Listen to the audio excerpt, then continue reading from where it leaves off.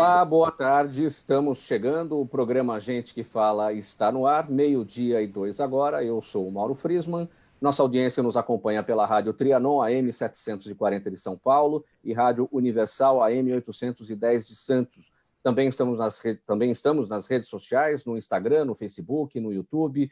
Siga a gente, curta, compartilhe os nossos conteúdos e, a partir de agora, interaja com o programa pelo 973350038, mais uma vez, 973350038 é o número do nosso WhatsApp para suas mensagens, e também aqui pelas redes sociais, marcando a hashtag Programa Gente que Fala. Iniciando mais uma semana com muitos assuntos para as nossas análises, para os nossos debates. Os convidados de hoje, eu os apresento a partir de agora. Primeiramente, o vereador paulistano Mário Covas Neto, do Podemos. Vereador, tudo bem? Seja bem-vindo ao Gente que Fala. Olá, tudo bem? Mauro, Zenilda, Fausto Camunha e os demais participantes aqui da nossa conversa virtual. É um prazer estar aqui novamente conversando com vocês.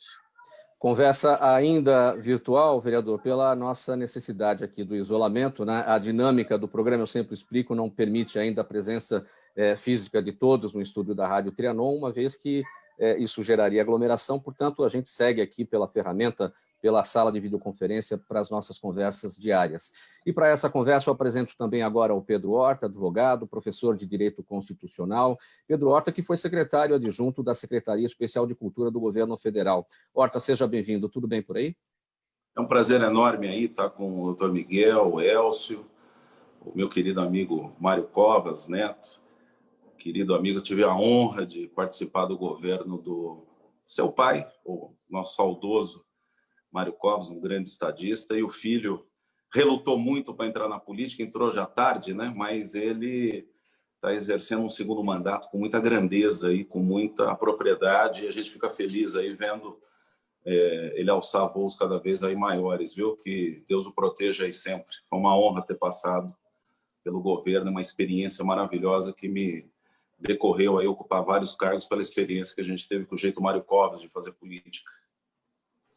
Seguindo aqui com a apresentação dos nossos bancados, a formação dos nossos convidados, a formação da nossa bancada, o Elcio Leandro de Souza, CEO da SP Certificados. Elcio, seja bem-vindo. Obrigado, Mauro. Boa tarde a todos os participantes aí. É um prazer estar com vocês e uma imensa felicidade participar do programa aí, poder discutir temas com um time tão gabaritado como este que está aqui hoje. E, fechando aqui a nossa bancada, o doutor José Miguel da Silva Júnior, advogado, conferencista. Doutor José Miguel, que é especialista em direito militar. Tudo bem, doutor José? Boa tarde, Mauro. Boa tarde aos demais colegas aí, participantes da nossa mesa virtual. Será um prazer aí debater os temas da atualidade. Vamos aqui, então, ao nosso primeiro tema, o primeiro assunto a ser discutido nesta edição do Gente que Fala, a primeira edição da semana. O governo federal prevê reservar 5 bilhões e 800 milhões de reais a mais no orçamento do ano que vem para as despesas com militares do que com a educação no país. A proposta está nas mãos do Ministério da Economia e deve ser encaminhada até o Congresso, ou encaminhada ao Congresso até o final deste mês. Pela previsão, a defesa vai passar de 73 bilhões de reais para 108 bilhões e 560 milhões de reais em 2021. Enquanto isso, a verba do Ministério da Educação deve cair de 103 bilhões e 100 milhões para 102 bilhões e 900 milhões. Se aprovada, será a primeira vez em 10 anos que o Ministério da Defesa terá um valor superior ao da educação. Pessoal, é importante destacar aqui que essas informações foram obtidas pelo jornal Estado de São Paulo, e essa informação vai na contramão de uma informação dada pelo próprio presidente Bolsonaro na live tradicional semanal da semana passada, da quinta-feira passada, em que ele disse que a defesa poderá ter o menor orçamento da história. Primeiramente, vereador Covas, a sua avaliação, o que pode acontecer? Não adianta, a gente tem que esperar ver o que o Ministério da Economia vai apresentar, né, em relação ao orçamento para o ano que vem.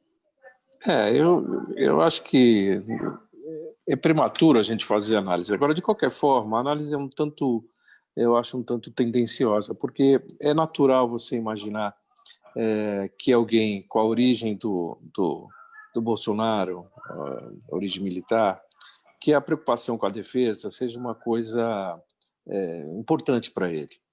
Acredito que ele tenha feito gestões para aumentar a quantidade, ou fará gestões para aumentar a quantidade de recursos para a defesa.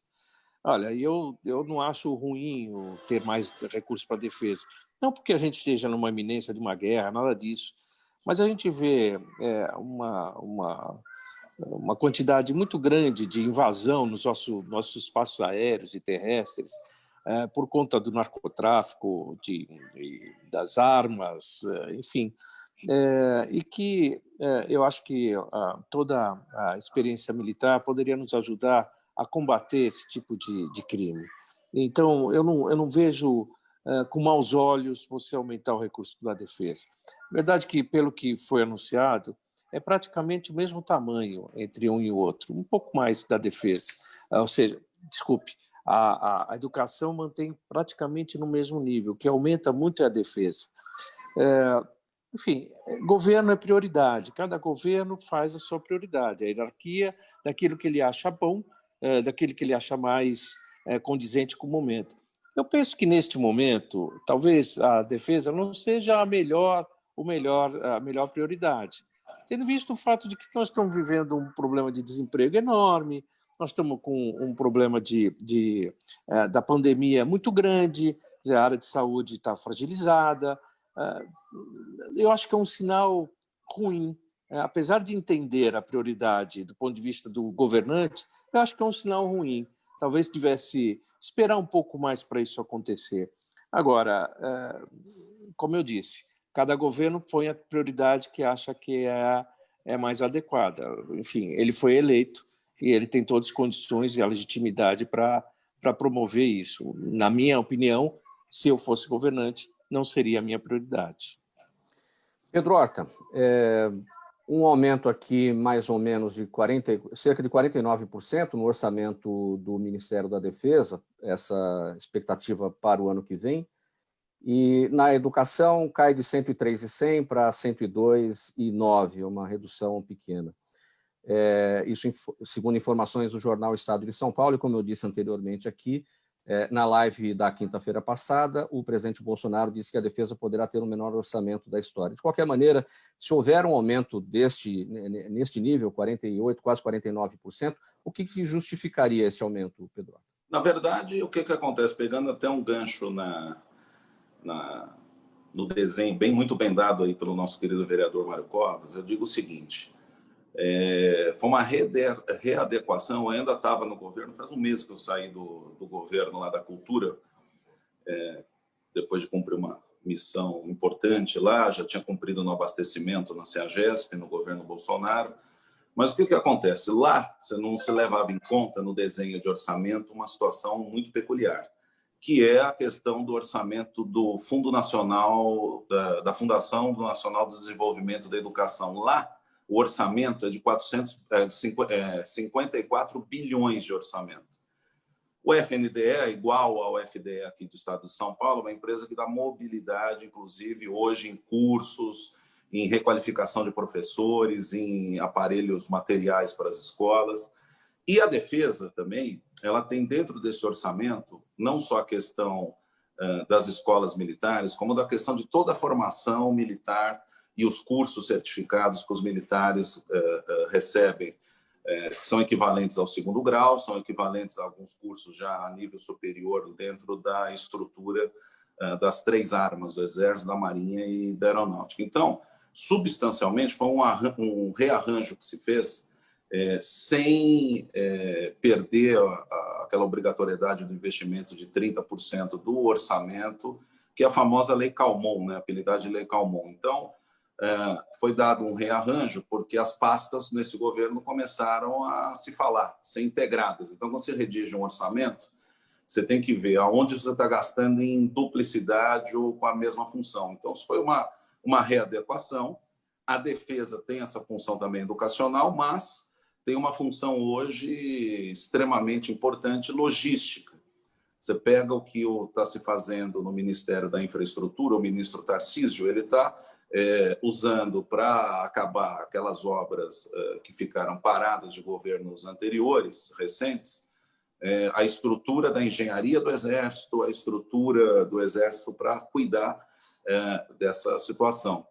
Paralelo a tudo isso, nós lá do Ministério que eu passei, que tem uma estrutura de ministério vinculada ao turismo hoje, que é a Secretaria Especial de Cultura, nós temos os cursos também educacionais.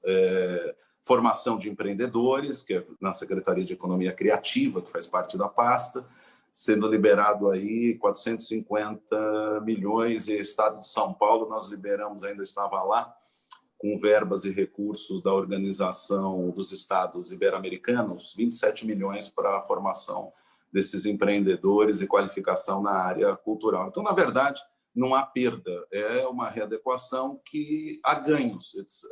Essa parte educacional, as pessoas falam que o presidente não gosta de cultura, não gosta de educação, mas é o contrário. Na educação, ele está investindo muito em escolas militares e na formação dessa tropa, que é uma formação que fica dentro do governo porque faz a carreira militar, né? Pedro Horta, já que a gente está falando aqui de dinheiro para educação, como alguém que passou recentemente pelo governo Bolsonaro, vamos falar aqui um pouquinho do professor Milton Ribeiro, que é o novo ministro da Educação. A gente não tem ouvido falar muito dele. Ele, quando assumiu, dizia que estaria aberto ao diálogo e à observância dos valores constitucionais e à laicidade do Estado e do ensino público. Ele vai aparecer mais na discussão do orçamento da pasta dele? Qual que é a sua avaliação? A minha avaliação, o professor realmente ele é muito gabaritado, ele vem da carreira universitária, reitor da Universidade Mackenzie, e ele tem um estilo de trabalhar, pelo que eu já percebo nos primeiros dias, até nós ficávamos no mesmo hotel lá em Brasília. Ele tem um estilo silencioso do trabalho. Ele valoriza muito os estamentos. Ele, nesse primeiro mês, você percebe que ele tem feito uma readequação na equipe. Bons secretários vindo aí nas pastas que a gente chama de finalísticas. E eu acho que ele vai fazer um belo trabalho. É um trabalho silencioso, né? Porque quem tem que aparecer, eu sempre falo que o lugar de fala é do presidente da República. Então, mas ele já vai fazer um trabalho muito bom, é uma pessoa extremamente preparada, respeita os estamentos, conhece a educação. Eu acho que ele vai dar uma posição para a educação de uma descentralização aí muito bem feita.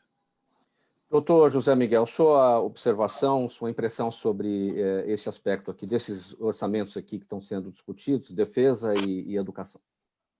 Bom, o vereador e o meu colega Pedro Horta já esmiuçaram um tema com brilhantismo, né? Até o doutor Pedro Horta, né, esteve no governo, tem o conhecimento do orçamento, né?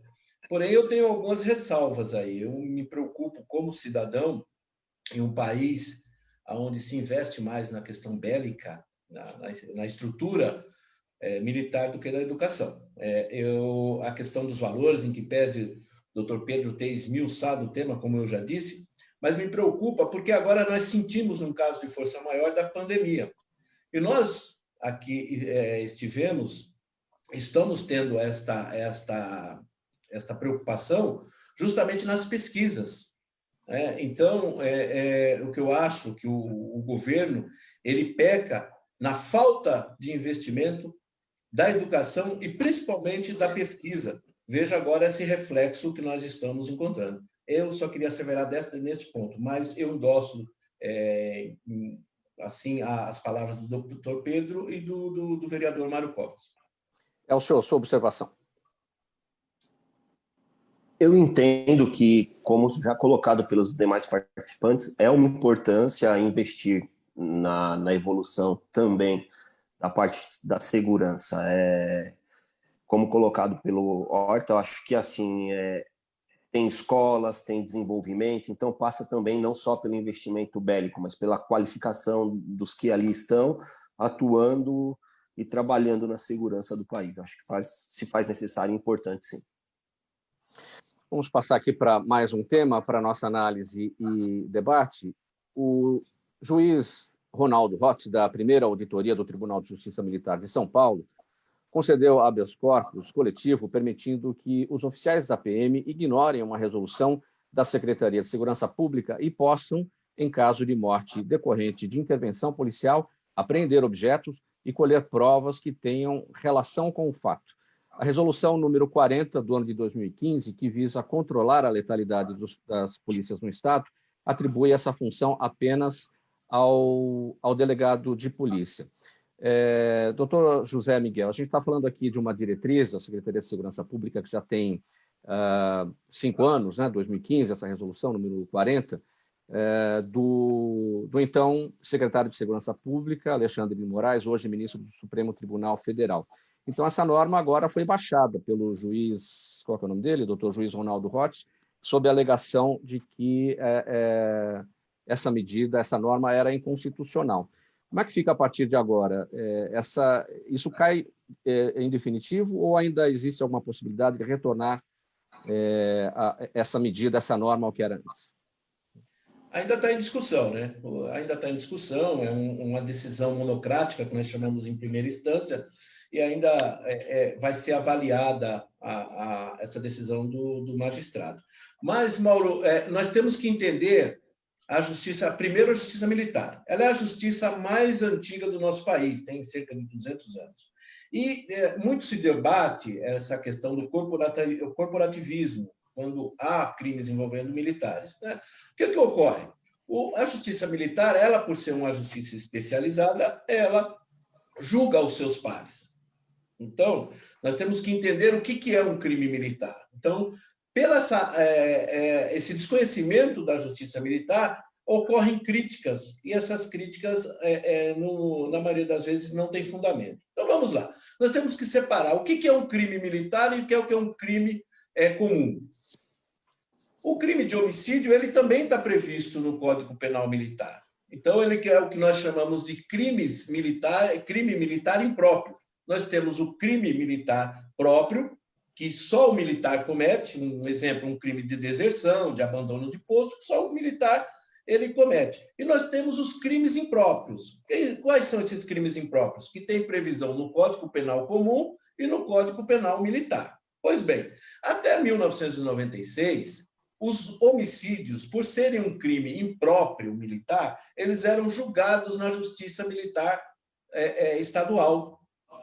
Então, Simão, existe um conselho composto com 4 oficiais de patente superior a quem está sendo julgado, presidido a partir de 2004 por um juiz togado, e ali haveria todo o processo. Pois bem, a partir de 1996, né, com uma lei que denominou Lei Bicudo, né, foi autoria do saudoso deputado Hélio Bicudo, o que ocorreu? Esses crimes passaram a ser julgados perante o Tribunal do Júri. Ou seja, há uma ocorrência policial envolvendo civis, mesmo militar em serviço, ele é julgado pela Justiça Militar. O que ocorre? Julgado, processado. Isso não quer dizer que a Polícia Militar não tem competência para apurar esses delitos. Está tipificado, inclusive, no artigo 205 do Código Penal Militar. Pois bem, essa resolução ela veio a proibir a apuração.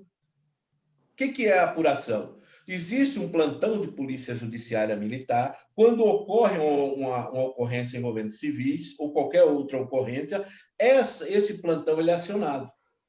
Também dentro da corregedoria. Então, eles comparecem ao local, têm, pelo Código de Processo Penal Militar, competência para proceder à investigação e apreender os objetos envolvendo essa ocorrência. O que estava ocorrendo? Com essa resolução do senhor secretário de Segurança Pública, os delegados de polícia estavam elaborando, além de boletim de ocorrência por abuso de autoridade, e desses oficiais que estavam cumprindo ali com a sua obrigação, e ainda encaminhando para que esses oficiais fossem representados administrativamente, no exercício da sua função.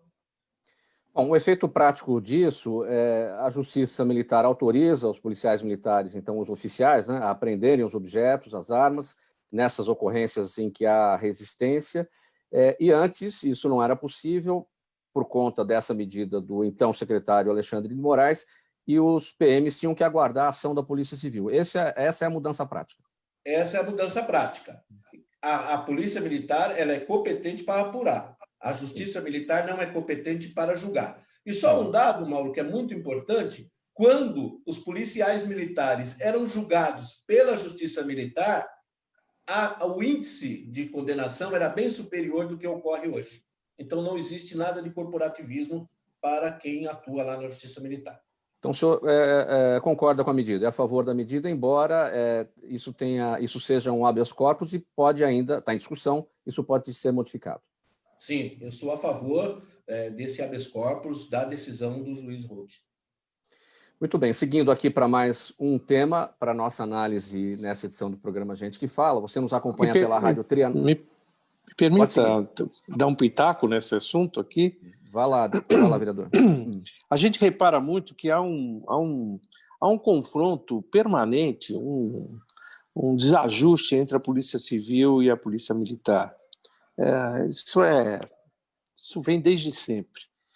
Infelizmente, nós temos duas atuações até definidas constitucionalmente quais são as suas tarefas, mas que normalmente entram em choque. Quer dizer, numa situação como essa, eu acho, me parece, que a Polícia Militar se sente um tanto diminuída na medida em que quem vai coletar as coisas, etc., fazer a prova, é exatamente a Polícia Civil, através do seu delegado, o delegado de polícia. E isso, certamente, é um motivo de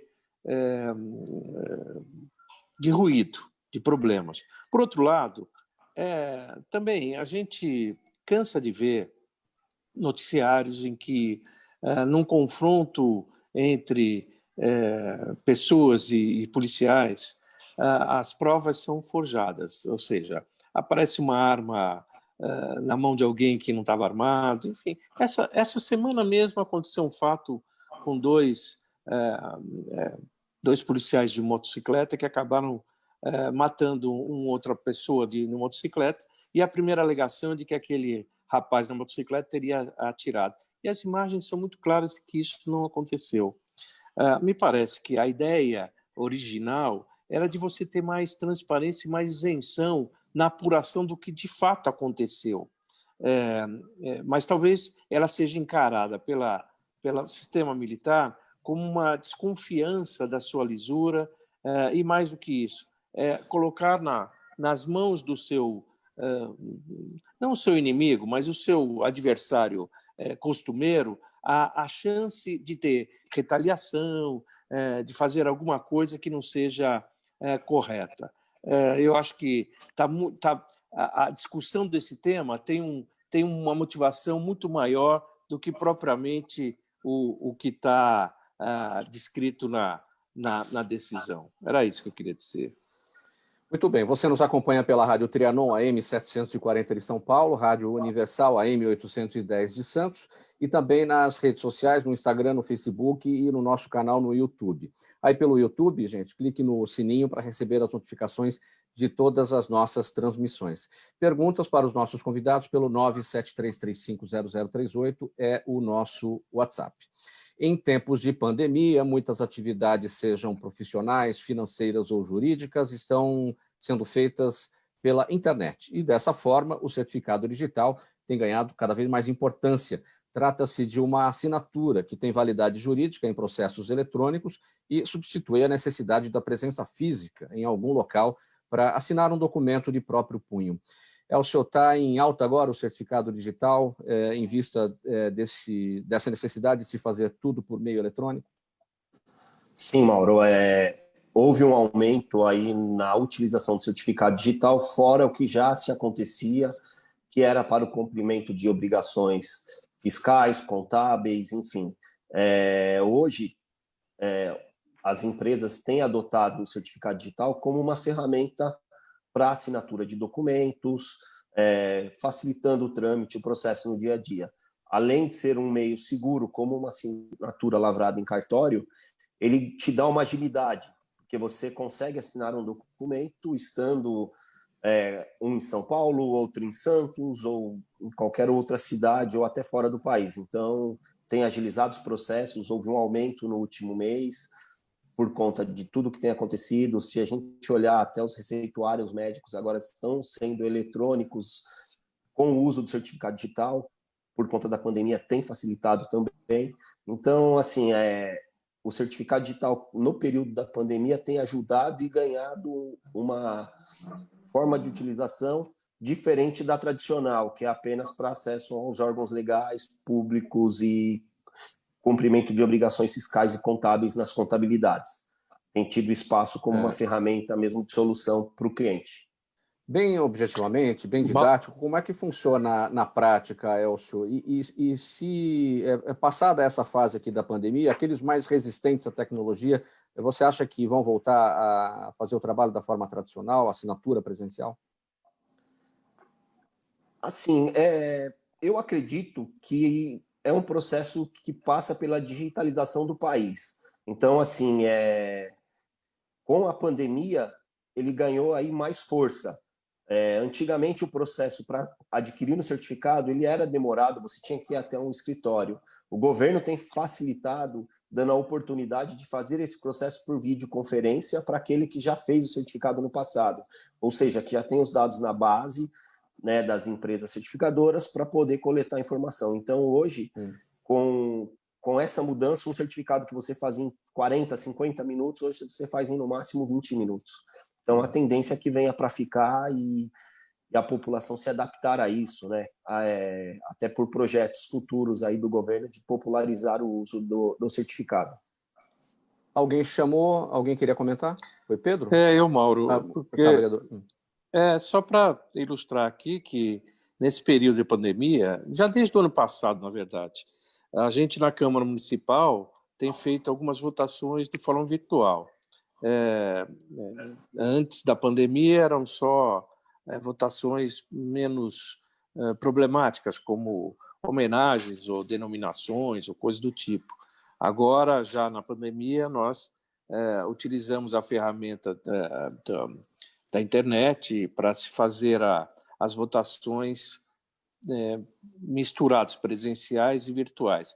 Mas a gente utiliza o certificado digital quando é só virtual, exatamente para provar de que aquela votação está sendo feita exatamente pelo mandatário, né?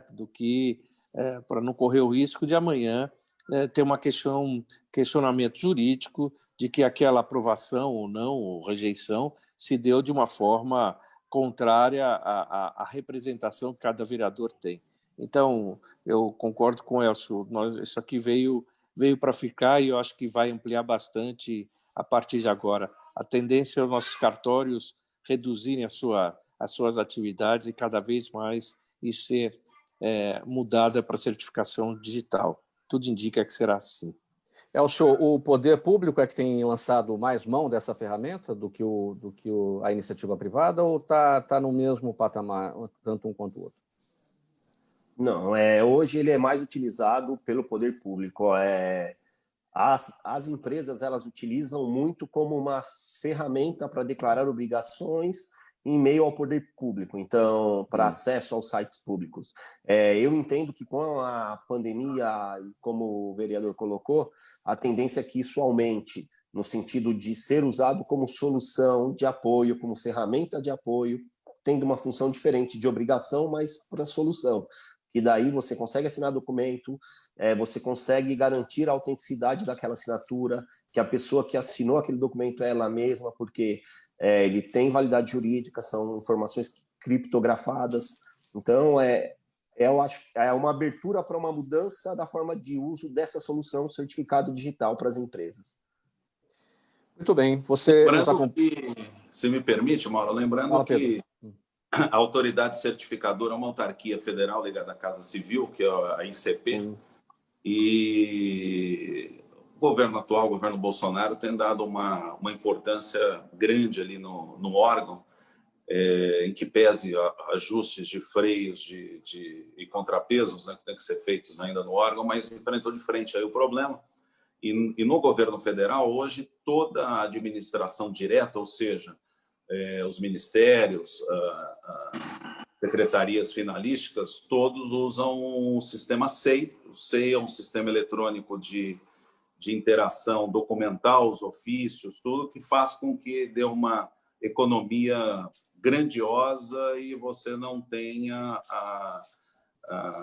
a falta de segurança de um documento que, por vezes, podia ser assinado até numa falsificação por outrem. Então, muito bem, vocês... Uma importância grande aí. Com Você certeza. está na rádio. Fala, Elcio. Não, com certeza, como o Pedro Horta colocou, ele te garante uma segurança maior, mitiga a questão de fraude num documento, por ser uma informação, né, criptografada, ela te dá mais segurança. E o governo tem, sim, investido muito, nos ajudado muito no crescimento e na expansão dessa solução aí.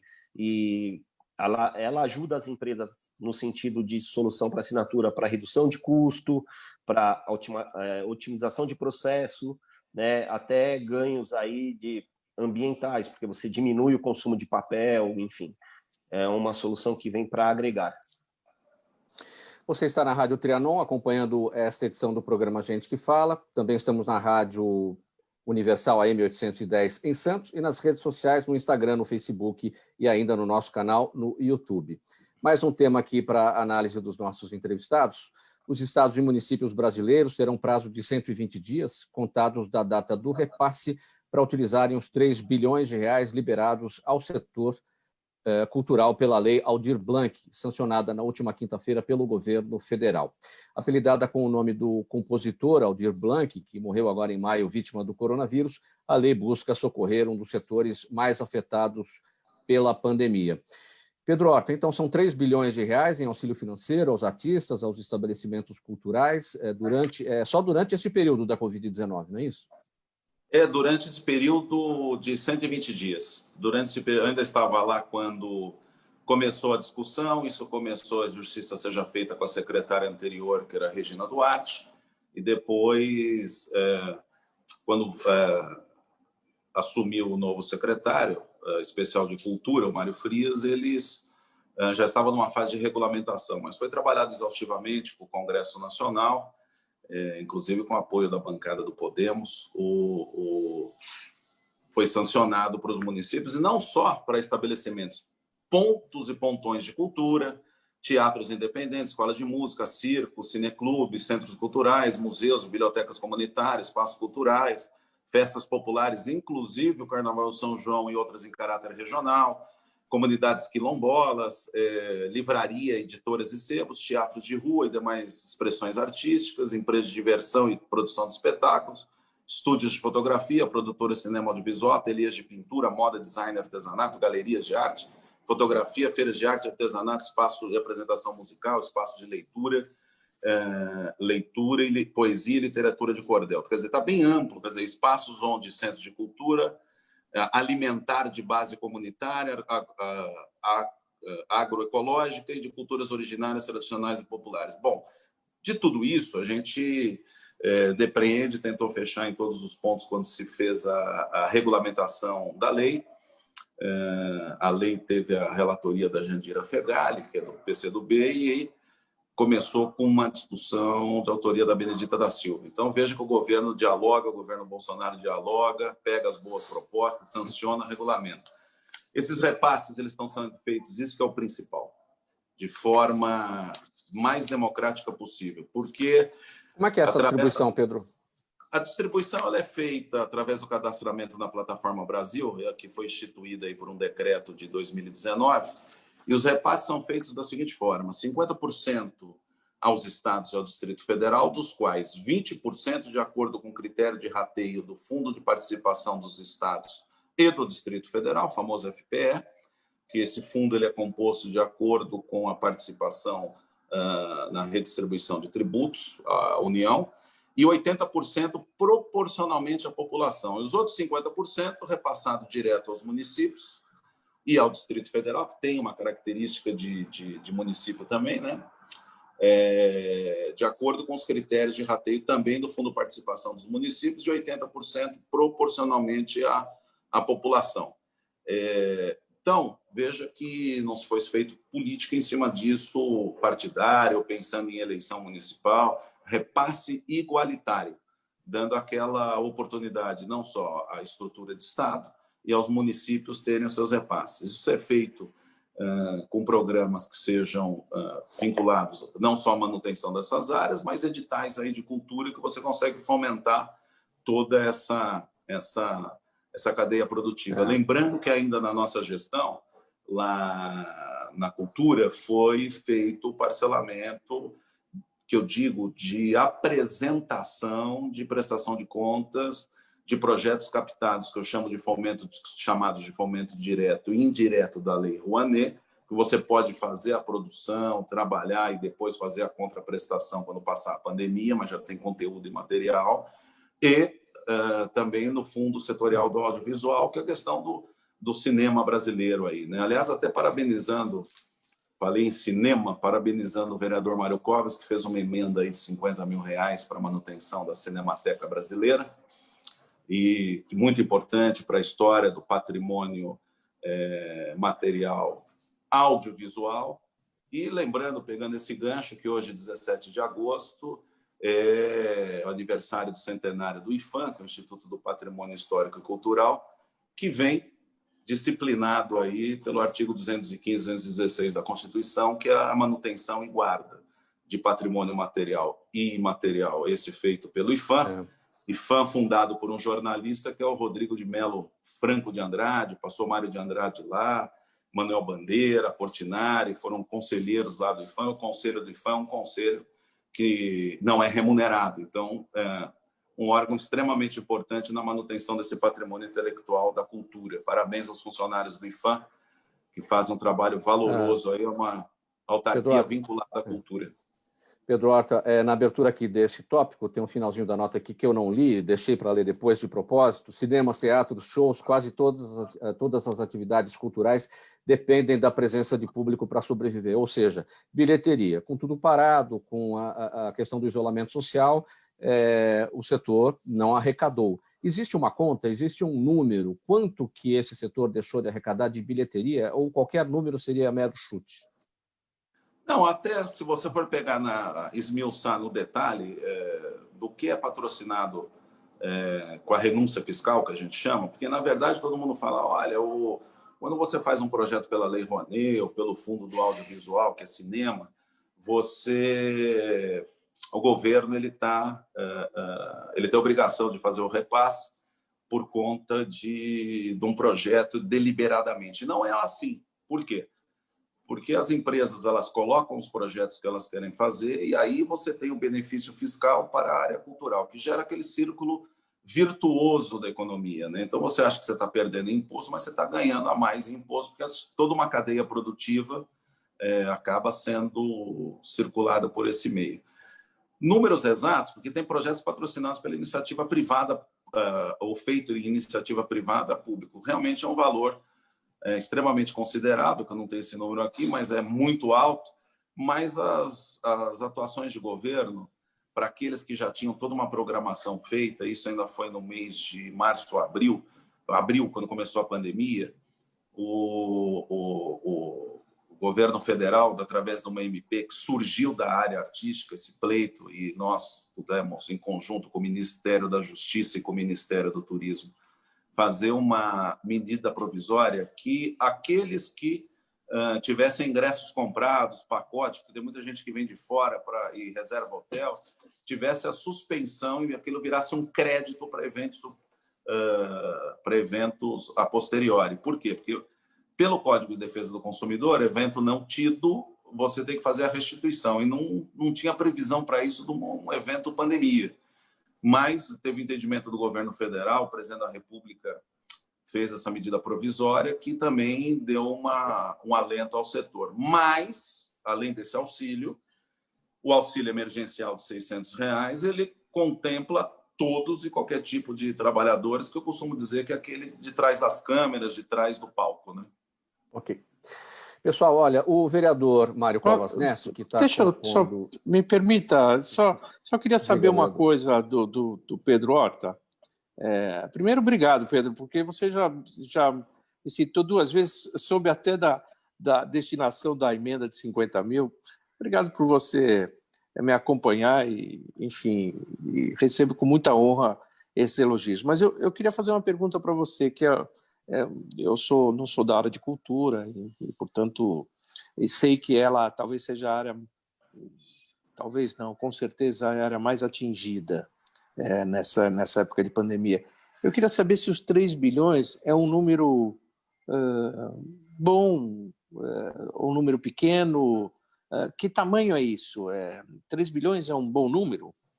Olha, se somar com que a questão do audiovisual, que através da Ancine você tem um repasse aí de 1 bi 400 para essa área do audiovisual,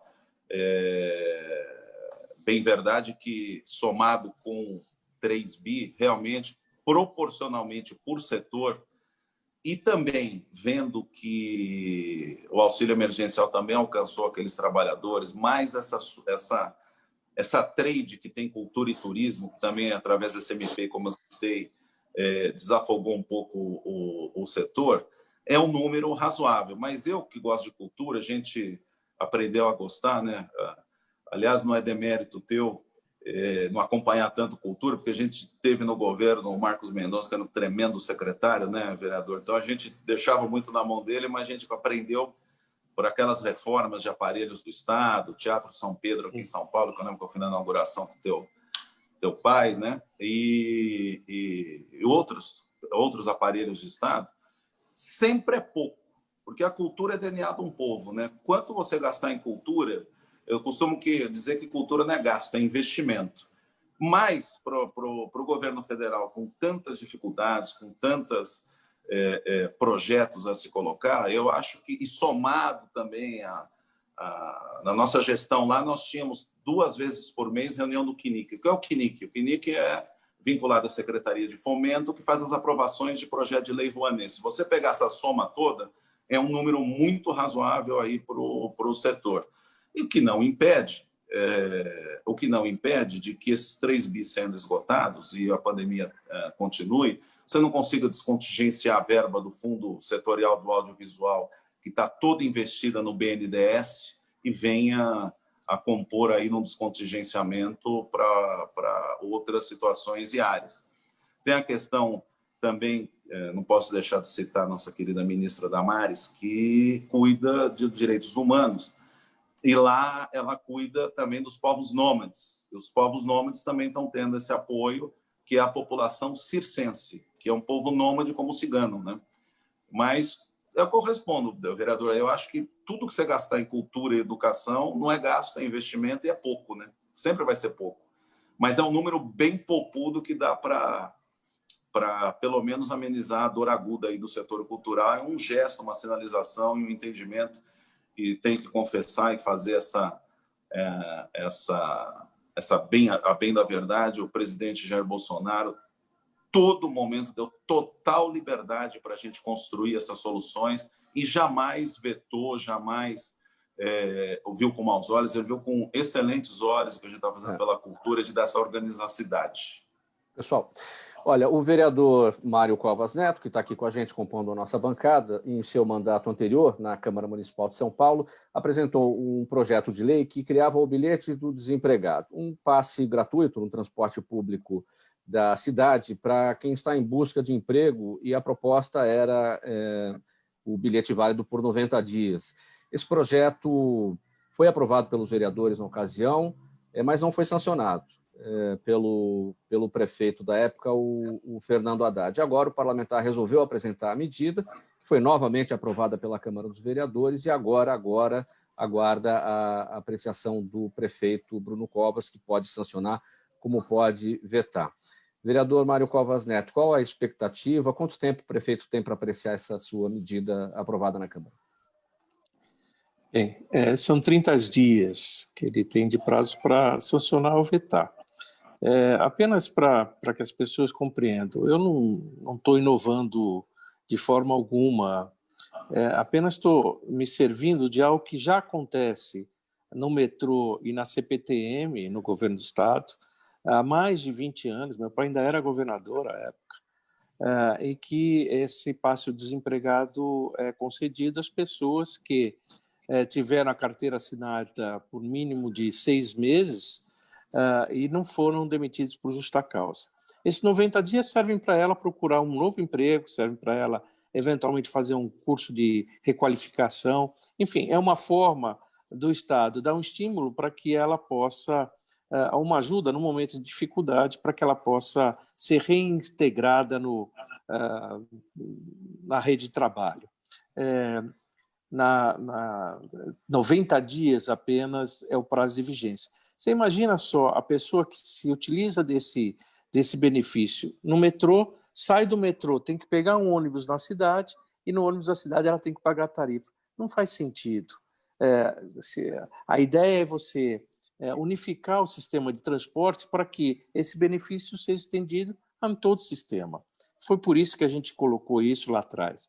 O prefeito Haddad, à época, vetou e, no mesmo dia, no mesmo diário oficial, cinicamente, fez um decreto criando o bilhete do desempregado. Obviamente, não queria ficar com a marca de um prefeito petista que vetou um projeto desse alcance social. E aí, o que fez?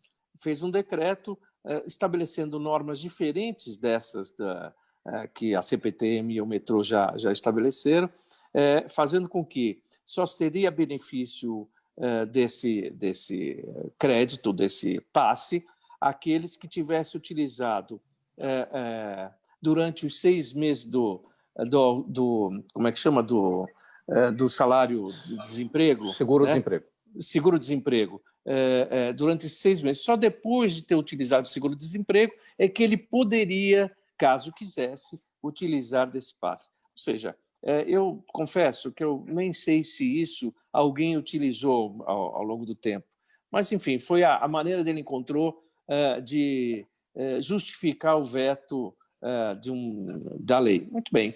Diante disso, eu resolvi reapresentar. Agora, com outro governo, com outra vertente, com outra visão, e espero, desejo. Eu não, veja, eu só para dizer o seguinte, apesar de ser tio do prefeito, do Bruno, eu não pauto minha atuação em cima do que o governo entende de interessante ou não interessante. Eu faço aquilo que eu acho que eu devo fazer como um representante da população. Ou seja, eu fui votado por uma série de pessoas que têm uma determinada expectativa do mandato. E eu faço dessa forma. Então, eu não consulto, todos os projetos que eu fiz, eu não consulto antes o executivo se ele vai aprovar ou se ele vai vetar. Muitos vereadores fazem isso.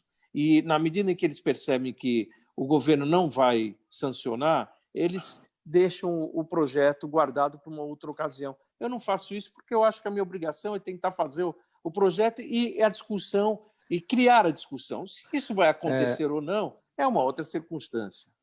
Hoje, quantos são desempregados em São Paulo que seriam os beneficiados por esse bilhete? Não sei o número, eu não sei o número. Mas esse número não é difícil de você levantar, porque é só levantar aqueles que estão cadastrados na CPTM e no metrô. Não é um número grande, mas é um número que, obviamente, tem impacto no sistema todo de transporte, porque hoje, como se sabe, a prefeitura já subsidia uma parte das passagens e, portanto, essas pessoas, na medida em que não paguem a passagem, vão aumentar o tamanho do subsídio. Mas não é um número tão grande a ponto de você dizer que inviabiliza a proposta. Não, não é. Até porque também ele é transitório, ele é por apenas 90 dias, ele não é indefinido. Né? E essas regras acabam sendo viável a aprovação desse passe. Pessoal, nós já temos perguntas aqui da nossa audiência, chegando pelas redes sociais e também pela Rádio Trianon e pela Universal. Pedro Horta, bem rapidinho aqui, só porque eu notei aqui uma informação que eu acho que está incorreta. Bem rapidinho, senão não vai dar tempo da gente fazer as perguntas. Quando eu destaquei aqui sobre a lei Aldir Blanc, sancionada na última quinta-feira pelo governo federal, não seria promulgada pelo Senado Federal? Não foi uma lei baseada na medida provisória? Na verdade, na informação, não foi baseada nessa medida provisória do turismo, que era só para a questão dos ingressos, mas ela é oriunda da Lei 14.017. O que foi feito aqui nessa semana foi a regulamentação, que é por decreto. Certo. Então, foi só a regulamentação. Por isso que o Instituto Legislativo não precisaria ser... Eles deram essa autonomia quando fizeram a lei para a regulamentação do Executivo. Muito bem. Então, estamos falando de uma regulamentação e não sanção e nem promulgação. Entendi. A lei ela já tinha sido sancionada pelo presidente sem veto nenhum, inclusive, há de se dizer que respeitou a ideia do parlamento, que a gente já vinha trabalhando em conjunto, com bons olhos, e só fez o decreto regulamentador essa semana. Tá certo. Eliane Ortiz, com a gente no Facebook. Eliane, muito obrigado pela audiência, pelo envio da sua pergunta.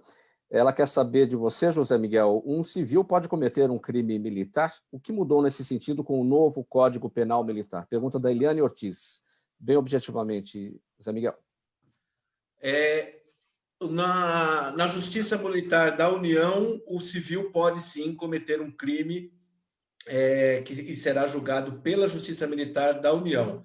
Na Justiça Estadual, até por um preceito constitucional, isso é impossível. Sim. Agora, aqui a pergunta para o Elcio, do Renato Jureidini. Ele está com a gente no nosso canal no YouTube. Elcio, como escolher um certificado digital SSL para um site? Quais as diferenças entre eles? Pergunta o Renato Jureidini. Vamos lá, Mauro. O certificado SSL ele é um certificado de uso específico para sites. Então, essa decisão de escolha vai de acordo com o tipo de site, transação, e-mail que você vai fazer, né? Tem diversos modelos, então você tem que entender, vou fazer compra, venda, enfim, tem que entender qual vai ser o modelo do negócio para fazer a melhor escolha aí. Tá, com relação, agora uma pergunta minha, com a nova lei de proteção de dados, algo vai mudar em relação a esse sistema de certificação digital ou não interfere nisso? Não interfere diretamente, porque hoje o certificado digital ele já toma todos os cuidados na proteção dos dados daquele que adquire um certificado digital. Ele tem seu armazenamento de acordo com as normas do órgão regulador, do ITI, então as informações são sigilosas, elas são usadas apenas para envio e aviso do vencimento desse certificado, conforme determina a lei. Então, isso não tem um impacto direto aí na informação, porque isso já é feito, já está dentro do contexto da forma de segurança e proteção da informação quando se adquire um certificado digital. Vereador Covas, a Adriana está no bairro da Lapa, pergunta por que a Câmara Municipal decidiu acabar com o salário esposa, que existia desde 1979. Primeiro porque é um absurdo, é uma vantagem absurda, é daquelas coisas que você fica... sem entender como é que o legislador à época permitiu fazer uma coisa dessa. Quer dizer, você tem uma vantagem para a esposa de um funcionário, em que hoje, para você ter uma ideia, é ridículo o valor. Chega a ser coisa de R$8 por mês. Acho que não paga nem a contabilidade para acreditar o valor. De qualquer forma, para a prefeitura, isso significava, no conjunto do ano, R$500 mil. Se os R$8 era pouquinho para quem recebe, para a prefeitura pagar tudo isso custava R$500 mil. A gente tem o entendimento de que nós vivemos uma outra época, né? Esses privilégios eles estão cada vez mais sendo atacados e acabados, né? E eu acho que a Câmara fez muito bem, foi uma iniciativa da vereadora Soninha Francini, do qual ela me permitiu ser coautor da proposta, eu e outros vereadores. Fico feliz que a gente tenha tirado esse, diria, entulho no meio da legislação toda municipal. Elcio, ainda uma pergunta aqui. Quanto deve se investir para ter certificado digital? Quanto uma empresa gasta para isso? Então, isso vai de acordo ao modelo. Hoje você tem certificado digital para MEI, por exemplo, a partir de R$149, né? E os demais segmentos aí, começa a partir de R$ 230. Isso depende muito do tipo de certificado.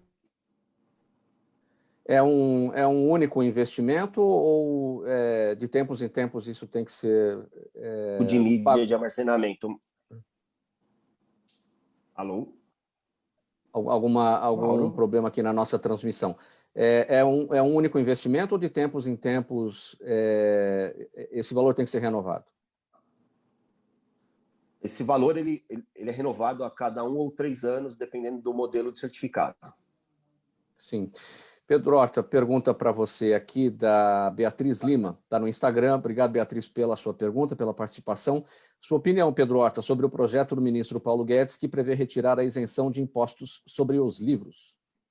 Veja, é uma questão de arranjo. Há que ver a questão do todo, né? Você não tem a tributação, por exemplo, de livro eletrônico. Eu acho que vai ter uma reflexão do ministro nesse sentido de separar do todo aí, por exemplo, eu separaria a questão do livro educacional, porque tempos de pandemia, daqui a pouco tem matrícula de escolas e as crianças aí que estão em idade escolar vão ter que comprar livro, a idade universitária, mas olha, eu acho que o impacto que geraria a tributação dos livros não seria tão importante para o governo federal nesse sentido, né? Eu até quando começou essa discussão a gente já vinha conversando, lógico, eu não tenho conversado sobre esse assunto lá, mas eu até era uma voz que conversava com a equipe econômica dizendo que não era por ali o canal, né? Livro também como cultura é investimento, né? José Miguel, você é um advogado especialista em direito militar.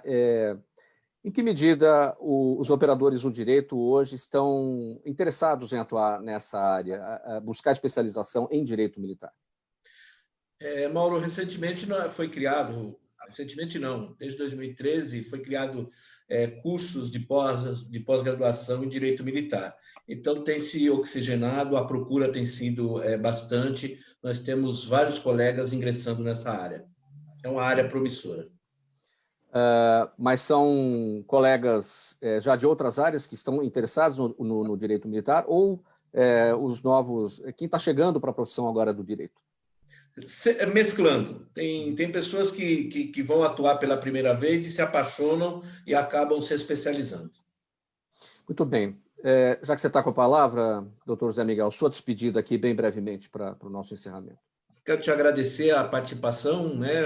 Cumprimentar os demais, o Elcio, pelo brilhante aí as informações. Dr. Pedro Horta, né, nos abrilhantou também aí com as informações da pasta da educação, e também ao nosso querido vereador Mário Covas, ao qual meu pai, vereador, foi muito próximo de vosso pai, também na época que ele era prefeito aqui da nossa cidade. Então, faz tempo, eu queria deixar isso registrado e agradecer a todos e desejar uma boa tarde. Elcio, sua palavra final, bem brevemente. Elcio, não temos o Elcio. Oi, voltei. Aqui estava ativando o som, desculpe, irmão. Sim, bem brevemente, sua despedida. Então, agradeço a oportunidade de discutir diversos temas com todos esses participantes, com o Pedro, com o nosso vereador. Enfim, obrigado aí pela oportunidade e deixo aqui fico à disposição para aquele que tiver dúvida ou precisar de alguma informação sobre certificação digital. Muito obrigado. Muito obrigado. Pedro Horta, rapidinho, por favor. Agradecer aí o carinho de sempre, agradecer a Zenilda, nossa produção, o que foi aniversariante da semana passada, meus parabéns.